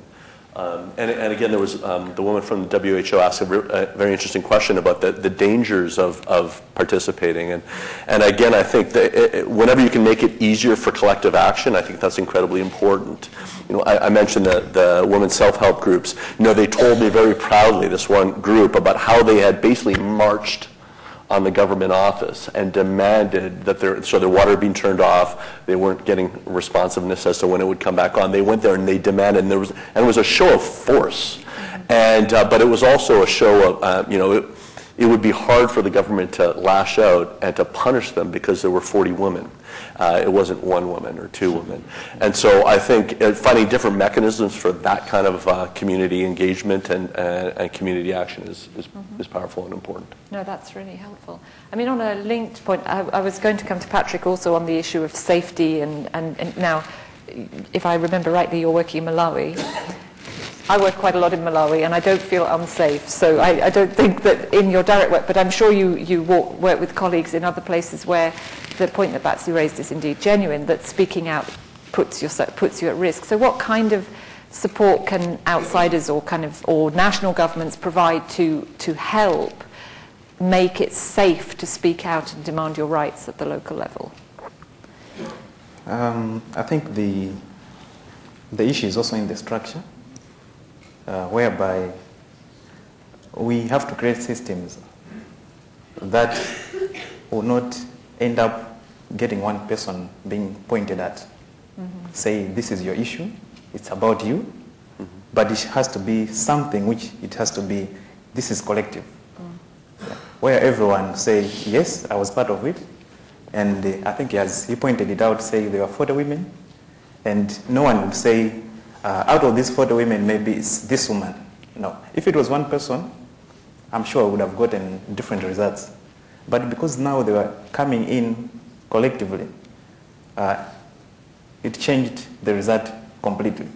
So I think what I want is, or maybe what I think can work, is to ensure that government now also starts supporting initiatives that are there to mobilize communities, build their systems that are going to be so clear that if there are issues, there are demands, then it has to be clear that they are coming from this direction. Yes, which in most cases is not available right now. Yeah. So creating more formalized mechanisms where collective action is possible. Exactly. And Jacqueline, do you feel that the point that Eckhard raised about information, do you think that has a role to play, the use of sort of modern forms of tracking what's happening, self-reporting mechanisms, remote personal devices for reporting back if your water supply is on or off, for example? Do you see that as a useful tool in your armory to sort of check whether you're reaching your most vulnerable, most disadvantaged communities? Yes, we think it is, and we are trying to apply it because some of our programs and projects are very far in remote areas. So we are trying to make the people use mobile phones to report.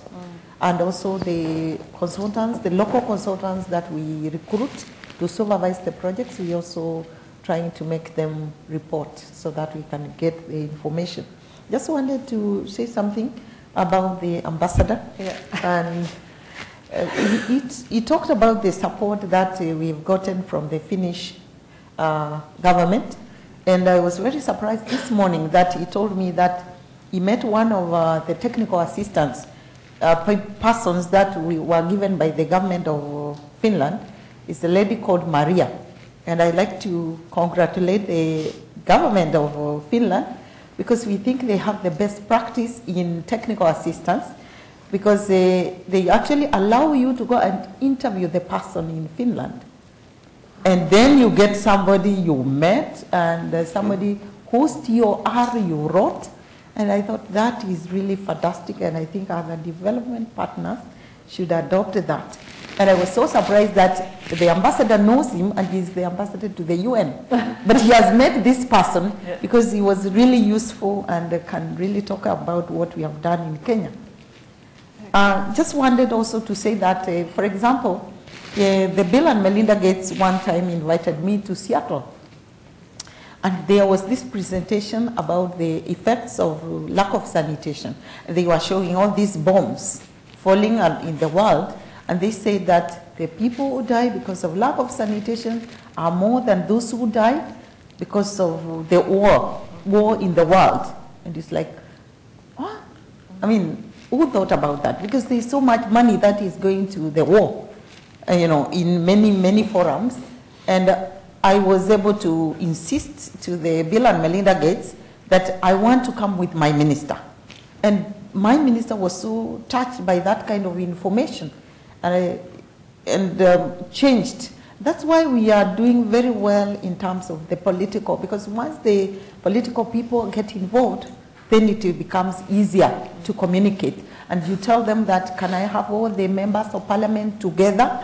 And then they are there and they are saying, okay, what is the trust fund doing this? Because they had actually said they want to dissolve the trust fund.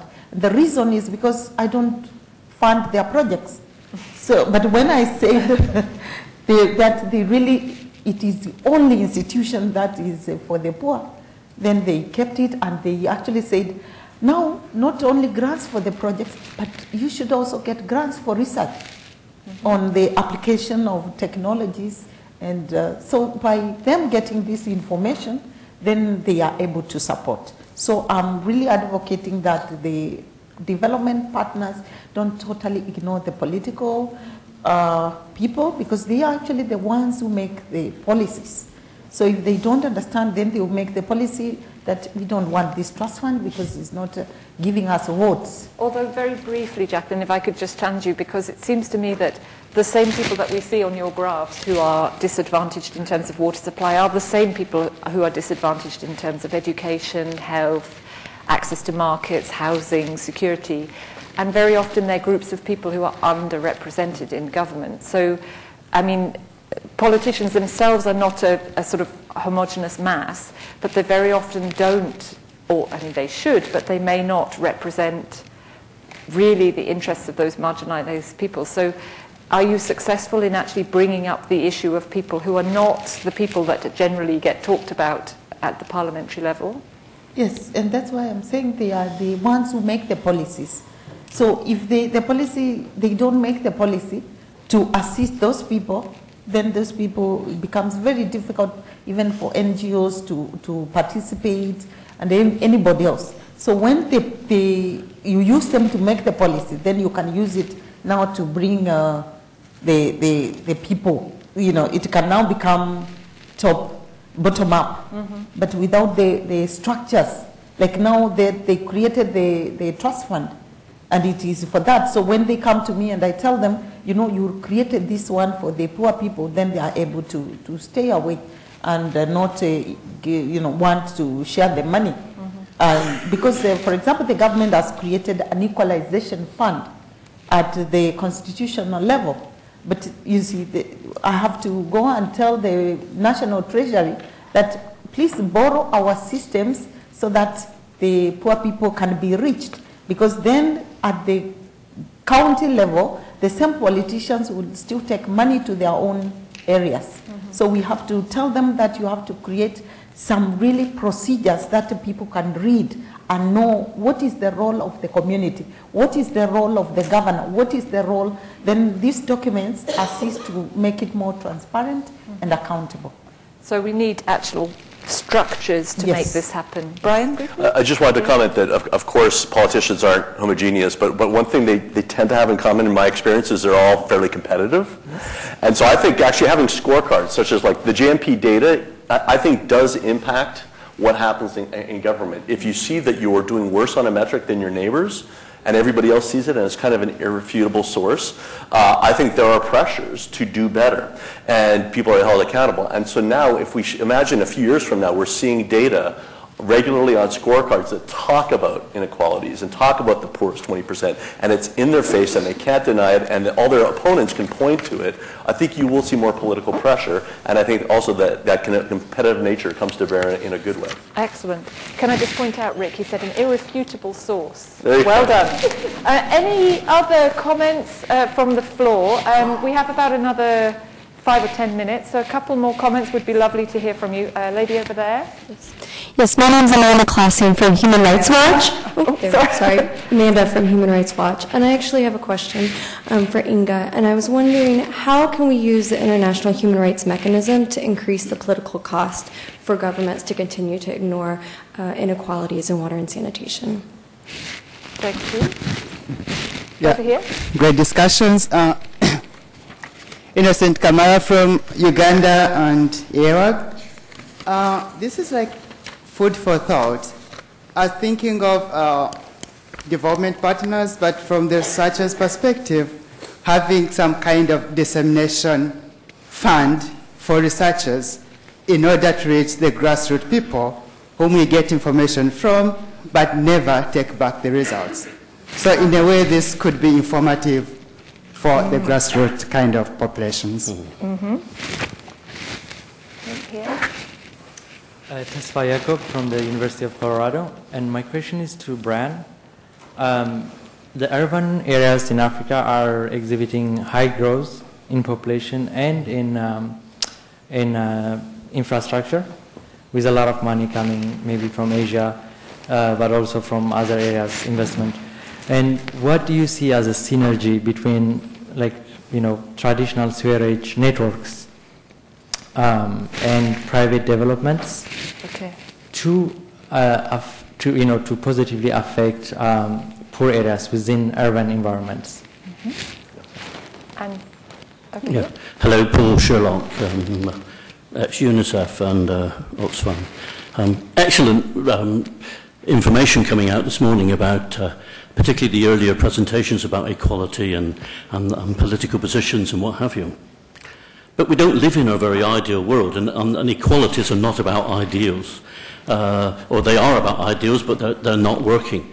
What I don't see in any of the reflection of the literature, whether it's JMP or Glass or wherever, that we live in a world of climate change where there's an enormous amount of flooding and earthquakes and stuff, and how the Philippines is pulling itself back together, or Haiti. And we live in a world of conflict. If you look at any of the Middle Eastern countries at the moment, particularly in Syria, the ISIS thing in Iraq, and all around in Jordan, and conflicts in Somalia, and now the Ebola crisis is in West Africa.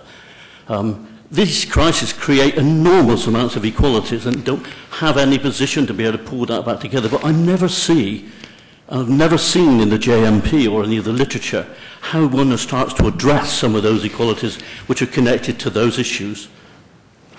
Great, thank you. One last point over here. Hubert Charles from World Vision.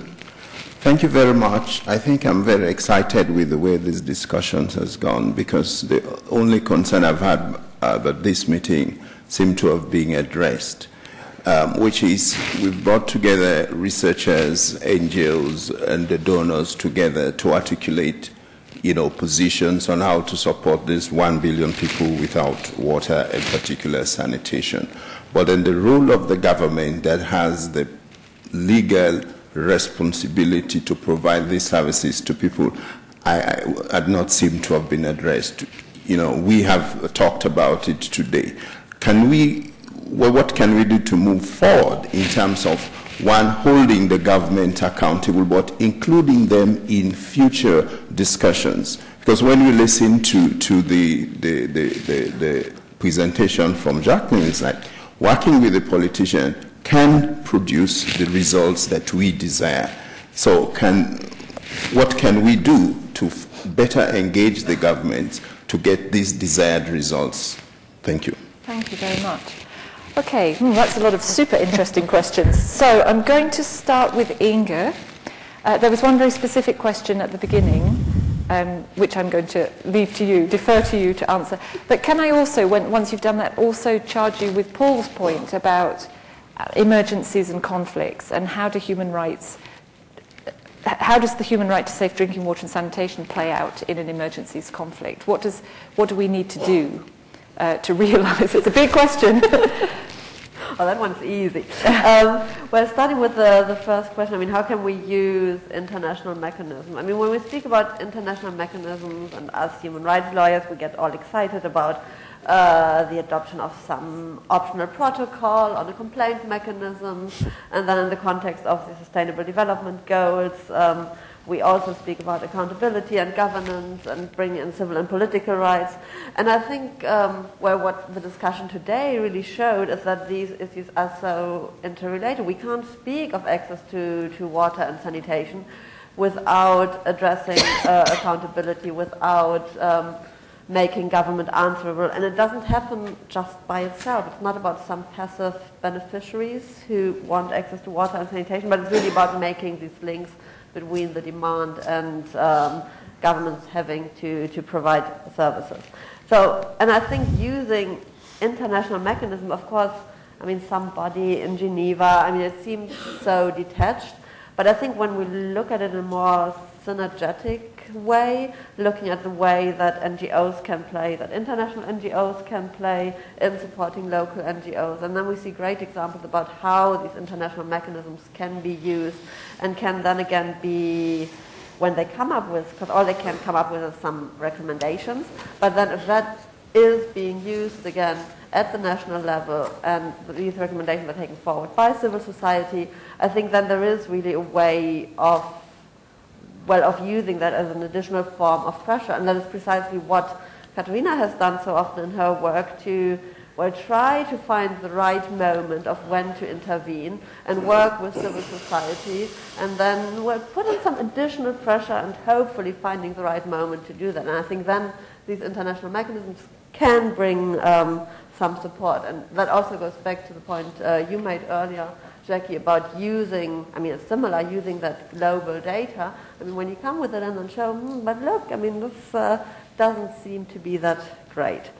And I think it really is about putting it in this broader picture about accountability, and not just about having, we spoke a lot about having voice, but translating that voice into influence. I mean, nothing is more frustrating than taking part in a series of meetings and voicing what the priorities for the community would be, and then having the government totally ignore these options that were being formulated. So it's really about having voice and having influence and having the government being answerable to these concerns and demands. The question of emergencies. Yeah, and if you could be brief, because, you know, it's an easy question. And of course, it's hugely complex, and I think much of it goes back to having separate communities, which explains why we maybe don't talk about it that much. And of course, the challenges are they're really exacerbated. I mean, from a human rights perspective, human rights law applies the same way in emergencies that it applies at a more general level. And I mean, human rights don't just go away, and there are more protections through international humanitarian law. And I think what we see often in these contexts is that there is a tendency to use water as a weapon. But I mean, from a human rights perspective, it was very clear that we need to focus more on these issues. I mean, all the instances you named, it's quite clear that it is a very important issue. Excellent. Thank you. Brian, on the subject of blended funding for urban, which I think I know what you're going to say, but would you like to say a few words about that? And also the point that Innocent raised, but perhaps in a slightly more general term, about, you know, do you see any prospects of funding, reasonable funding, secure funding, to actually support the dissemination of information downwards, the sort of return of knowledge to the communities from which it's taken? Right. So on the doing a better job on urban sanitation, I mean, one of the challenges, frankly, is it's not clear what to do. So there aren't great examples. When I joined the team last year, and I asked, so we're focused on Sub-Saharan Africa and South Asia, where are the cities that really are doing a great job on urban on sanitation? You know, quiet. There aren't great examples, and so what we're focused a lot on, I think what we need to do is develop the options for those who are responsible for city plans, develop new technology options, new approaches to kind of public-private partnerships, new structures for regulation. There are all these things that are needed, and I think that once you have those, then you've got something to say, look, why don't you do a little bit of this? And we're very excited about some changes that have happened in Dakar, in Senegal, over the last year. And we think that is there's a model developing there that is replicable and very exciting. And now we're a little bit worried that they're going to be overrun with all these people wanting to come to see that city that might have figured something out. So we're trying to help them out on that front. But I think that basically making it clear that they have to be dealing with non-sewered solutions, because frankly, it's not like sewers are working well. It's just that they can point to cities in the world where they do work well. They don't tend to work super well in growing environments. And it's one thing if you're building cities like the Chinese are, where you kind of wipe it, the slate clean and put in infrastructure, you can do very, very different things than if you're in Africa and you have a growing city that is growing without any planning, largely in informal developments. The idea that sewers are really going to be cost effective or likely to solve the problem is very low. So I think we just need to kind of put it back in their face that they must be looking at other solutions than sewers. And ideally, maybe the first step is those big development bank projects maybe start off being 90% sewer, 10% septage, and then they get to be 80-20, 50-50. Okay, and can I just press it? Well, maybe actually I'll ask Patrick this question. So the issue of information getting back to communities. Would you like to ask Brian for some funding to make sure that knowledge and information can flow down to your communities? It's a public place. If he says yes, there'll be a whole bunch of people.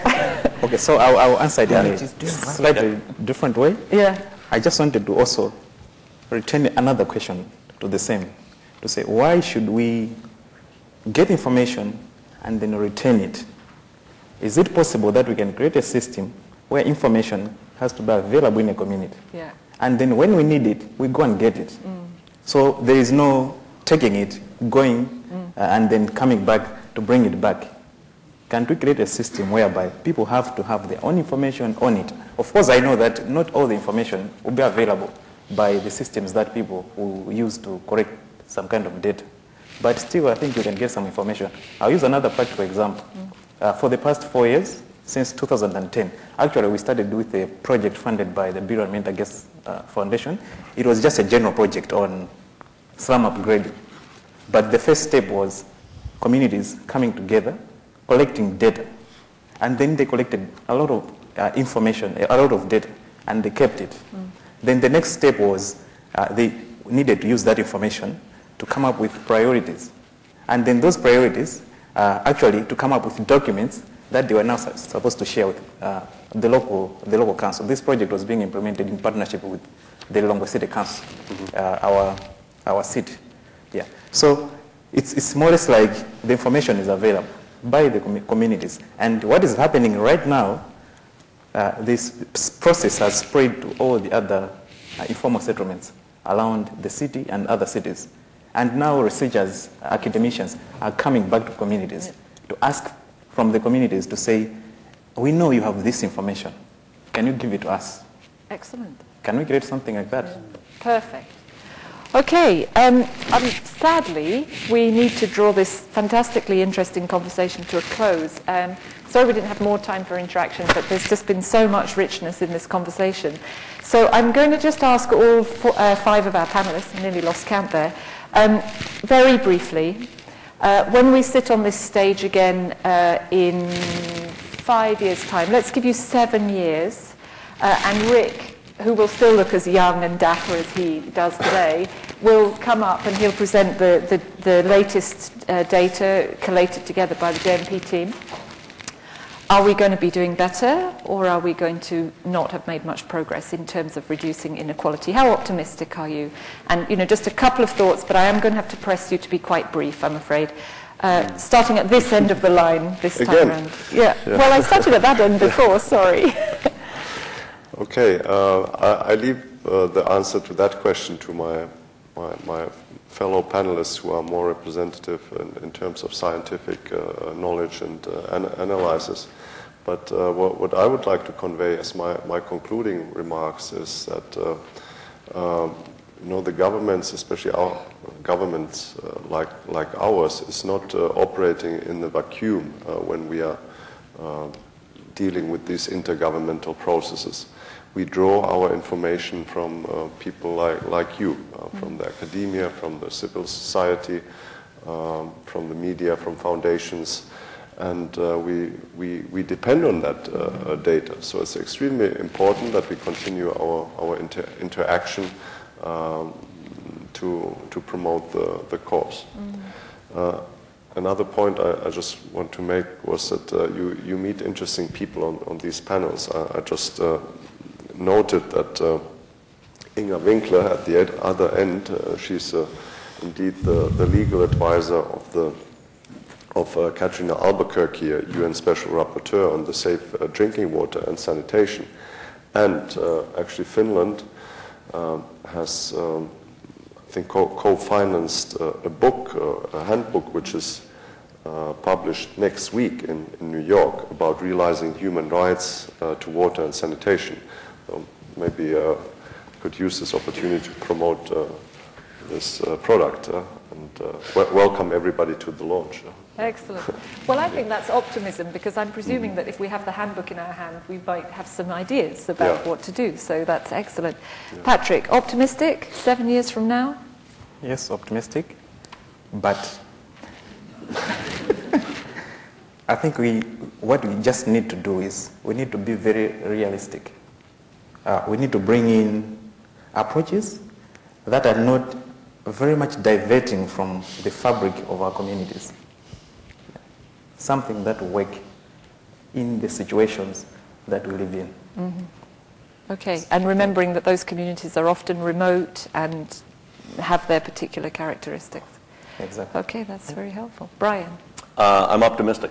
I think there's one thing that is a big dependency. I think we need to pick the right indicators for the SDGs.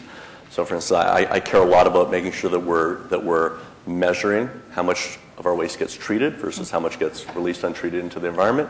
If we're doing that and those numbers are coming in and everybody's getting to see, and we're tracking it based on different slices of the community so we can see the lack of equality, I think that we'll be seeing better data, but way more importantly, we'll be on a much better trajectory.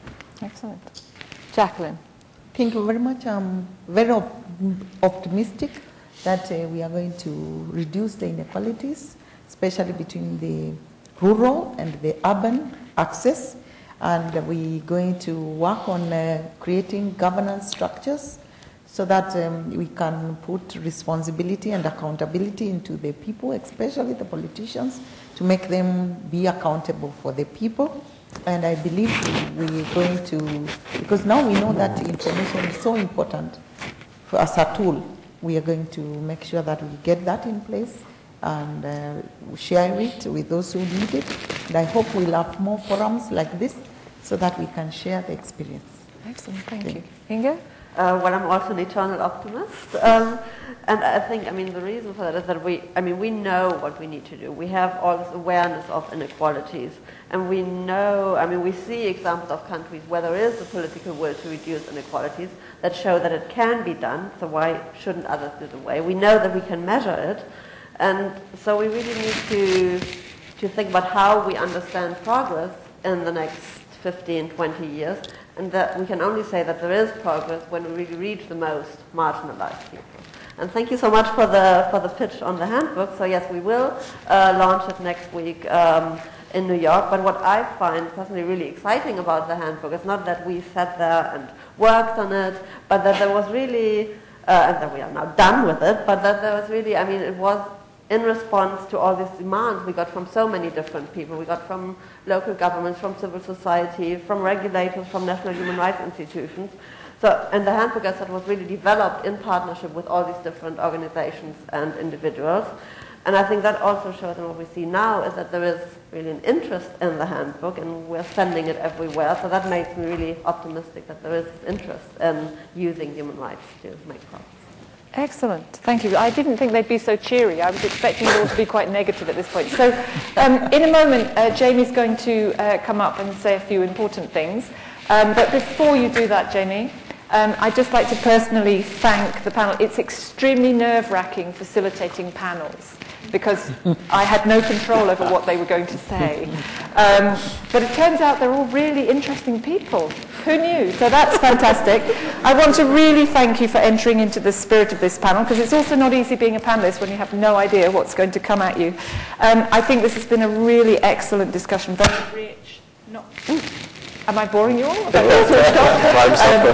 rich, very not trivial, facing up to the scale of the challenge. So I think if I could just ask you all to join me in thanking the panel, and then I'll invite Jamie up.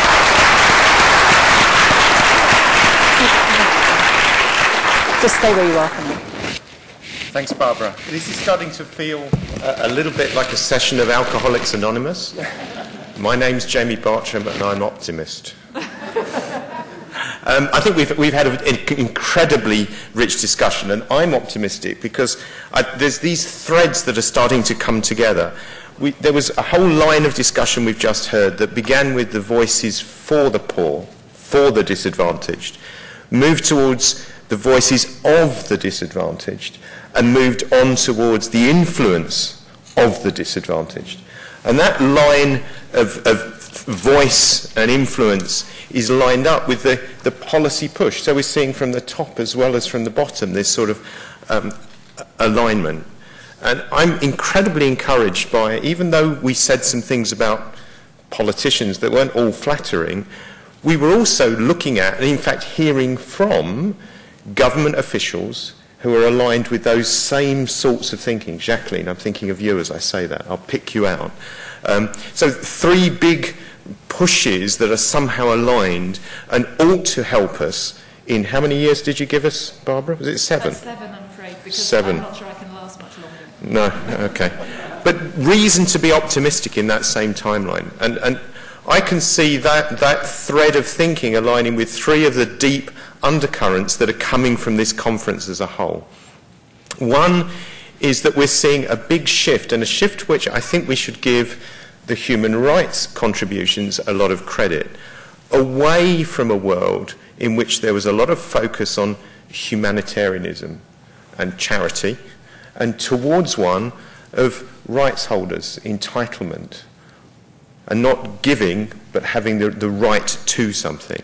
The second one that it seems to me is that links to the idea that the future is one in which we want competent governments doing their job well and ensuring the populations universally enjoy the benefits of good services in the world of WASH. And we've heard a lot about capacity building to support that. And third, this current of measuring accountability, and what's measured and detected and reported on are the things that lead or contribute to action. I'm going to echo what you said, Barbara, but I'm going to ask Rick and Clarissa, could you stand up for a minute, and could you be seen alongside a stellar rapporteur, facilitator, whatever, what do you like to be called? Oh, I don't know, Barbara will do. All right, a stellar Barbara, yeah? One of the best Barbaras you know. I'm not going to repeat that. Oh, I just did. Kai, Patrick, Brian, Jacqueline, Inga. Can we give all of them another big round of applause, please?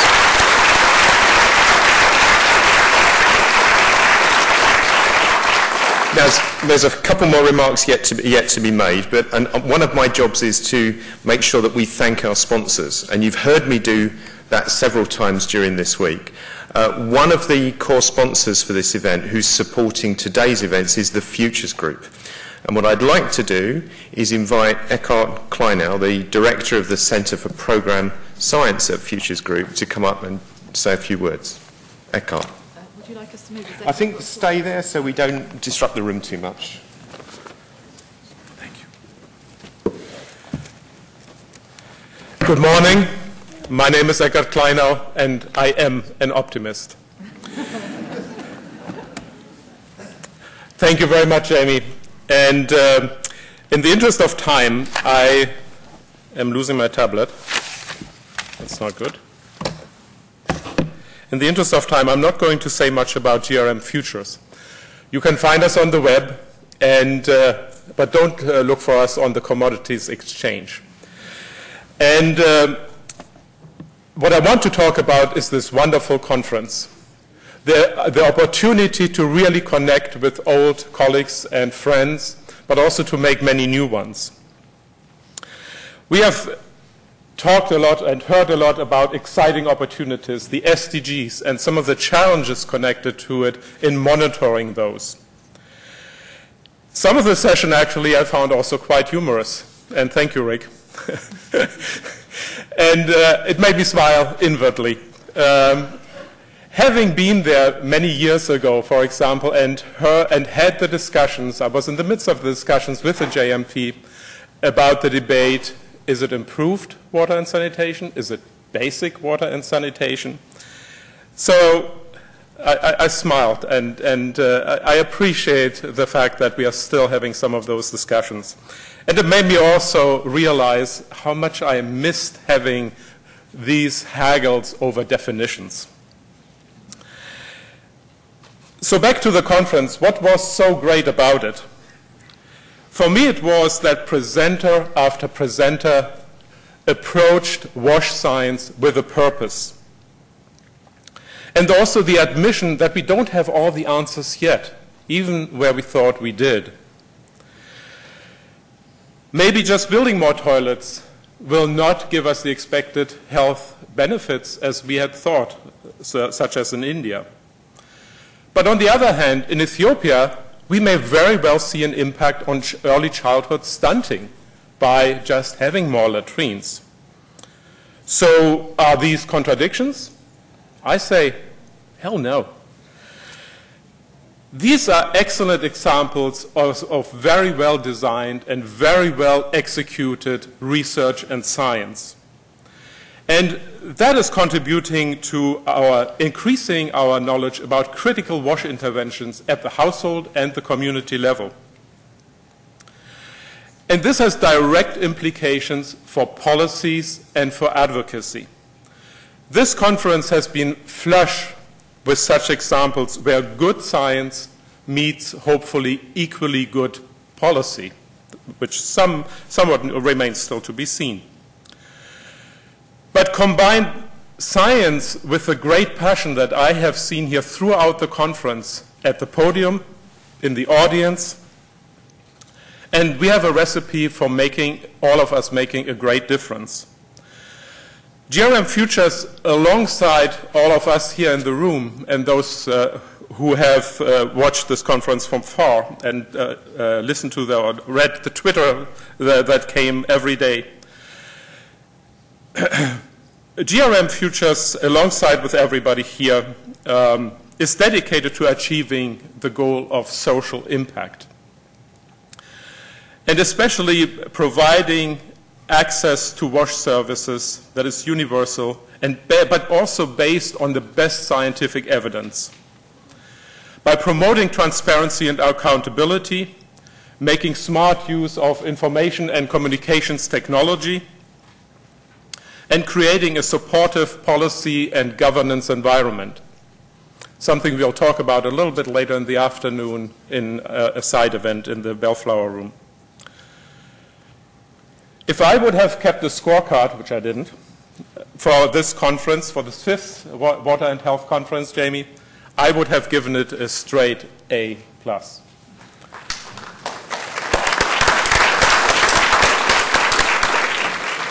Congratulations, Jamie, and the entire Water Institute team for having it done yet again, for creating a very successful conference. And it's this exceptional value why we enthusiastically participate in this event, while we are gladly supporting it, and we are looking forward to next year's, and we can't wait for it either. Enjoy the rest of the conference and safe travels. Thank you so much.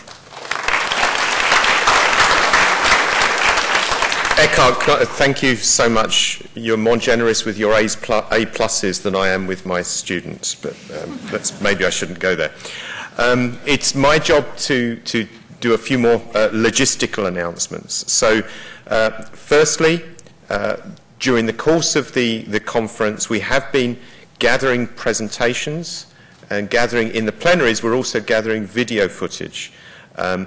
They will go on to, that material will go on the conference website as an archive, so it's material that we can all turn back to. I'd like to ask people to remember to transfer your presentations, whether they're posters or verbal presentations, so we're able to do that. So that's one request.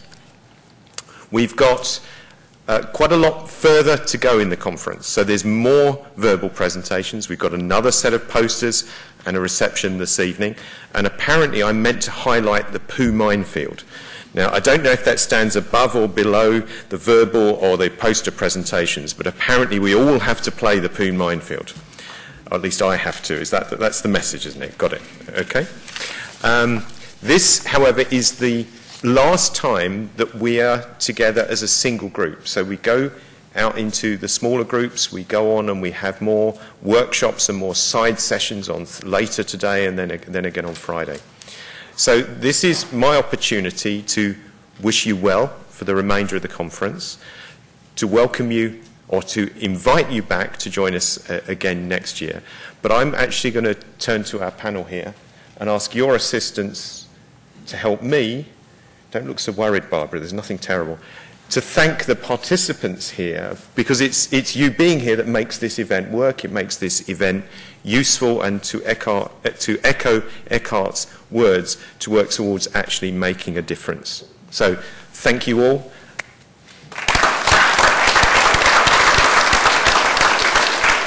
And it's time for coffee or refreshment, and then the next round of presentations. Thank you.